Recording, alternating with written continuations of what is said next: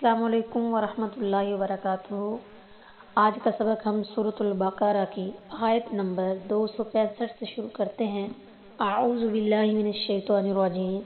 بسم اللہ الرحمن الرحیم۔ وَمَثَلُ الَّذِينَ، اور مثال ان لوگوں کی، ينفقون، خرچ کرتے ہیں، اموالہم، اپنے مال، ابتغاء، حاصل کرنا، مرضات اللہ، اللہ تعالیٰ کی خوشنودی، وتثبیتاً، اور ثبات و یقین، من انفسہم، اپنے دلوں سے، کمثلی، جیسے کہ مثال، جنت، ایک باغ کی، بربوۃ، جو بلندی پر ہو، اصابہا، اس پر پڑی، وابل، تیز بارش، فآتت، تو اس نے دیا، اکلہا، پھل، ضعفین، دو گنا، فإن لم یصبھا، پھر اگر نہ پڑی ہو، وابل، تیز بارش، فتل، تو فوار کافی ہے، واللہ، اور اللہ تعالیٰ، بما، جو، تعملون، تم کرتے ہو، بصیر، دیکھنے والا ہے۔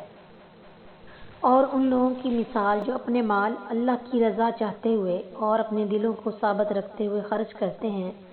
اس باغ کی مثال جیسی ہے جو کسی اونچی جگہ پر ہو، جس پر ایک زوردار بارش برسے تو وہ اپنا پھل دو گنا دے، بس اگر اس پر زور کی بارش نہ برسے تو کچھ شبنم، اور اللہ جو کچھ تم کر رہے ہو اسے خوب دیکھنے والا ہے۔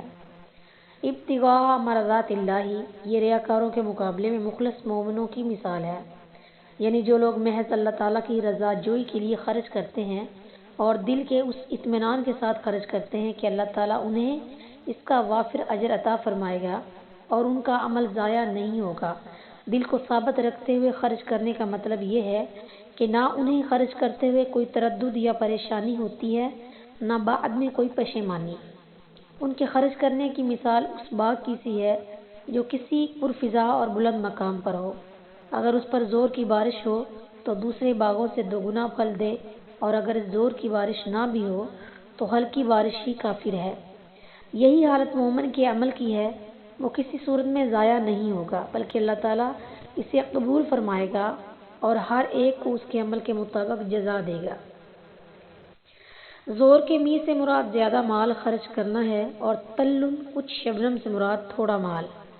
تلن پر تنوین تقلیل کی وجہ سے کچھ شبنم ترجمہ کیا ہے، سو اگر نیت درست ہے تو زیادہ خرچ کرنا زیادہ ثواب کا باعث ہے،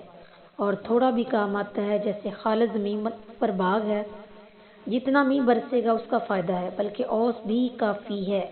اور نیت درست نہیں تو جس قدر زیادہ خرچ کرے ضائع ہے، کیونکہ زیادہ مال دینے میں دکھاوا بھی زیادہ ہے، جیسے پتھر پر دانا کہ جتنا زور کا می برسے